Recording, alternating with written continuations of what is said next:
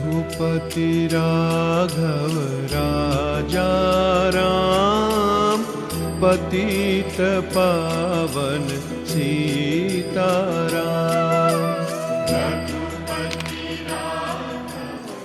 നിങ്ങൾക്കെന്നെ ചങ്ങലകളിൽ ബന്ധിപ്പിക്കാം, എൻ്റെ ശരീരത്തെ നശിപ്പിക്കാം, പക്ഷേ ഒരിക്കലും എൻ്റെ ചിന്തകളെ തടവിലാക്കാൻ കഴിയില്ല.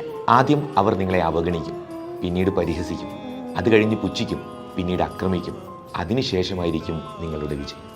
शिक्षा से मेरा तात्पर्य बच्चे और मनुष्य के शरीर, मन और आत्मा के सर्वोत्तम गुणों को बाहर निकलना है. If we want to reach real peace in this world, we should start educating our children. നാളെ മരിക്കാനിരിക്കുന്നത് പോലെ ജീവിക്കുക, എപ്പോഴും ജീവിക്കാനിരിക്കുന്നത് പോലെ പഠിക്കുക.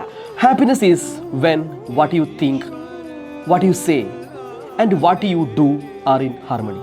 അനുഭവത്തിലൂടെ ലഭിക്കുന്ന അറിവ് പുസ്തകങ്ങളിലൂടെ ലഭിക്കുന്ന അറിവിനേക്കാൾ ഏറെ ഉന്നതവും പ്രയോജനകരവുമാണ്.